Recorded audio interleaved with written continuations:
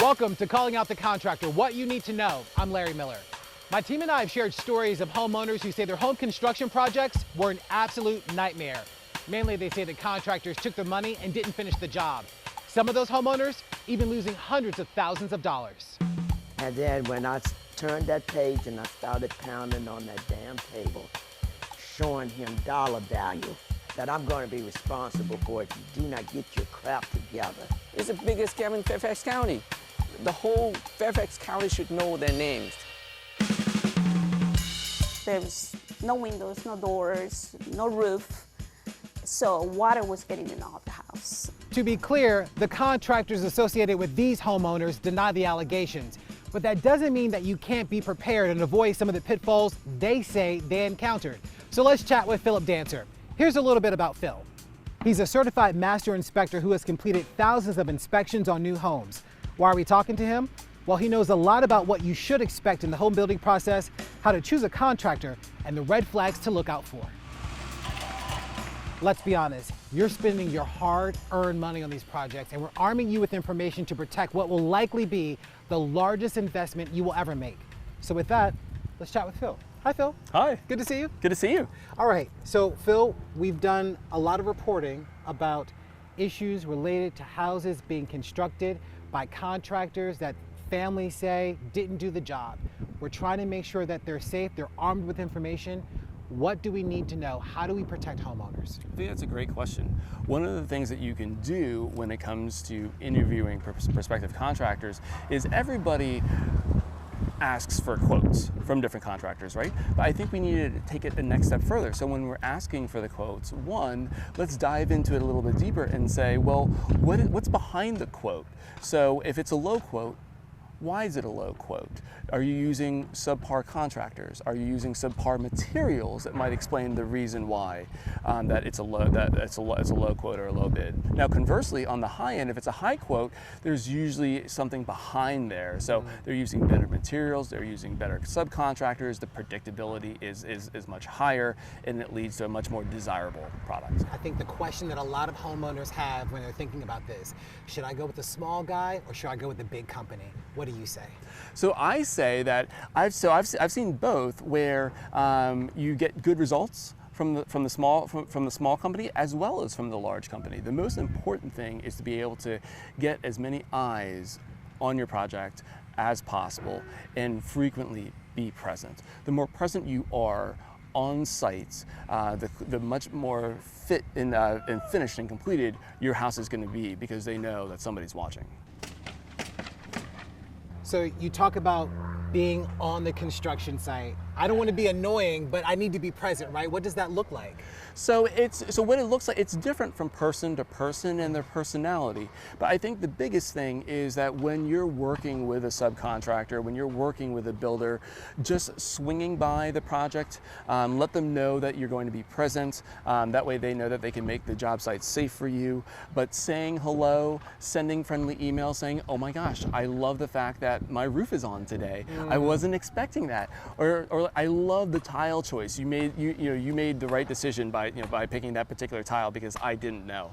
And then one of the other things that goes a long way is stop by with trinkets or tokens, because when you think about it, they're having to build so many homes very, very quickly, or the contractor is managing a lot of different projects. So the more that we can personalize the project, the better it's going to be, because it's no longer project A, project B, or lot A, lot D. It's now Larry's house.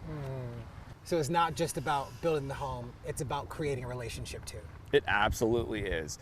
The construction site for your home can be dizzying. As supplies arrive, items are being installed, and people are working in a coordinated fashion. But while on a construction site, keep a watchful eye. So Phil, one of the most important things in any house and in life is always the foundation.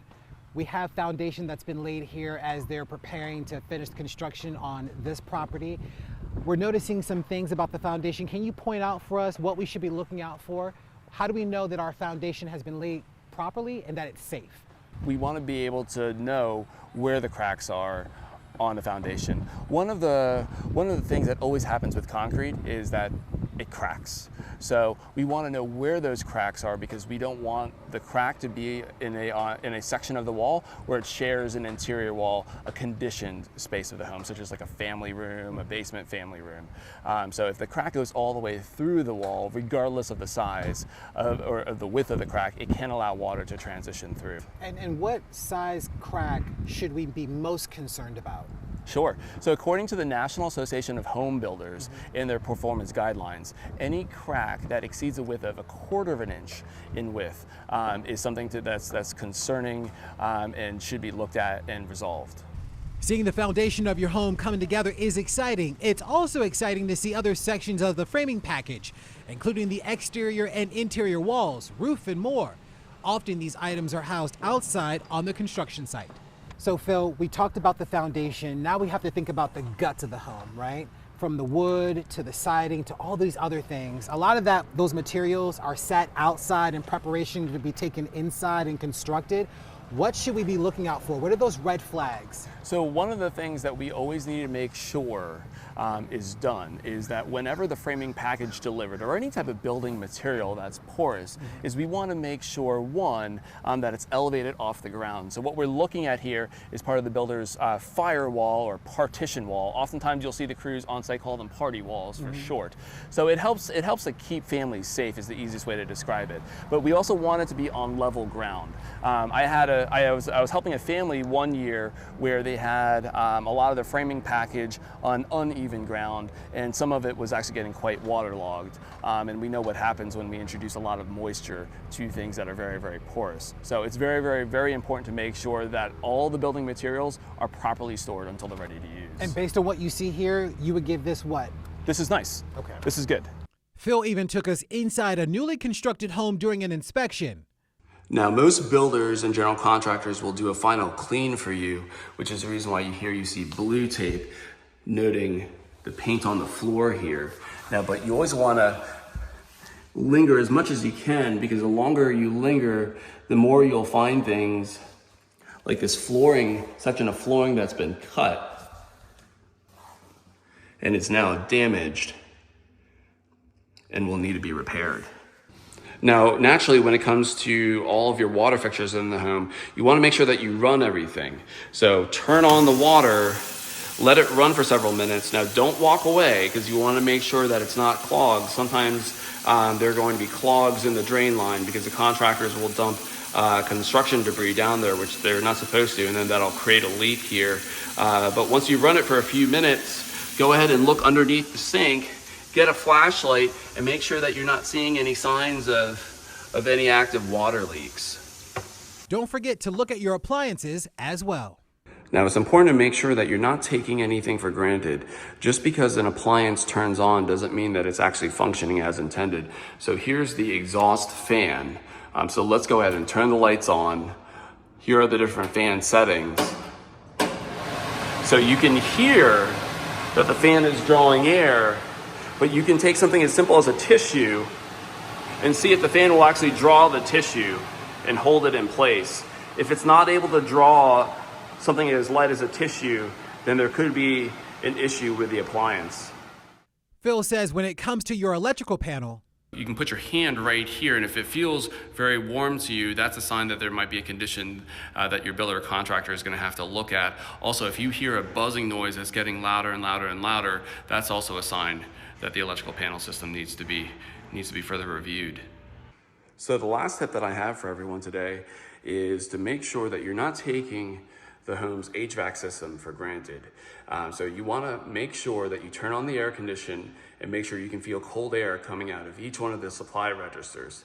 Now also, you want to do the same thing for heat. So before you sign off on your new home or reimagined space, make sure you turn the HVAC system over to heat and do the same thing. Make sure there is heat coming out of every single supply register. check all of the bathrooms too. Even in bathrooms like the one that I'm currently in, which is the primary bathroom, need to be looked at very closely for cosmetic damage.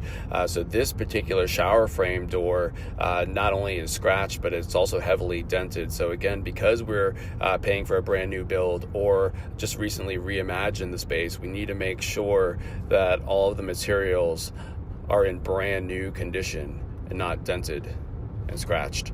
Now, when it comes to the exterior of the home, you want each side of the home, so the ground, to pitch away, so that way water can be directed towards me, essentially where I'm kneeling, and not have it being directed back towards the home. So if the grading is ever flat or not slanted like it is currently, or has settled where it's obvious that the water won't be able to be directed away, that's something that we want to be aware of and either bring it to the builder or the contractor's attention, because water will damage things over time and can transition into the home.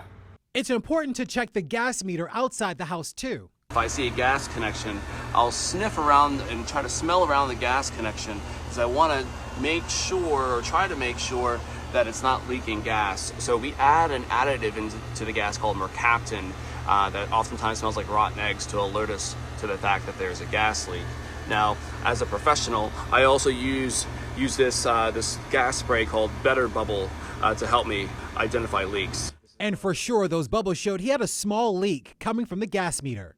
So to recap, check all of the appliances inside the house. Check all spaces for defects or cosmetic issues.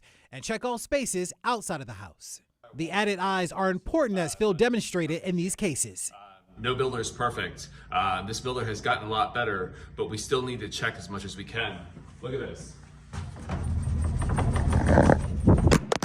I was wondering why the floor felt a little bouncy. And in this house, Phil points out how the builder improperly cut support cords in the flooring. So Phil, I think every homeowner that's getting ready to fork over a lot of money for these sorts of projects want to know, what are the 3 things I need to know before I sign off on a contract? So one thing that you need to know is who is your contractor that you're hiring, or who's your builder. And one of the best ways to be able to know that is, one, we want to get references. But again, like I was saying before, let's take it a step further. So if you're building a home from scratch, just don't get the references from the builder. Take a look and see where the model home is. And what you want to do, if you feel comfortable doing it, knock on some doors to be friendly. You might meet a new neighbor, right? A potential new neighbor, but you can also ask them what the experience is like. So not just during the build phase, but how did the builder treat you after they built your home? So if they're treating you just as well during the build phase as when you're in the warranty phase, that's a very, very good sign. If the builder really has forgotten about you, once you've closed, it's not great. So that's one thing that you can actually look out for. Another thing that you can look out for is, who are the types of subcontractors that your builder or your regular contractor, general contractor, is using. So ask them, is it the same crew every single time? Or is it somebody different? We want predictability. One of the things that you should also be on the lookout for is not just what the product warranties are, but what are the labor warranties like. So oftentimes these warranties do not cover poor workmanship. So when you're talking to the contractor or the builder, ask them. So if for some reason, if something isn't satisfactory, like I've got a bowing or wavy wall, at what point are you going to fix that? So let's break that down. Check references. Look for the model home. Talk to other homeowners in the neighborhood. Ask about the subcontractors the builder is using. And make sure you know what the labor and product warranties cover. We hope this information has been helpful. Remember, you can watch me and the team weekdays and weeknights on WUSA 9. Thanks so much for watching. I'm Larry Miller.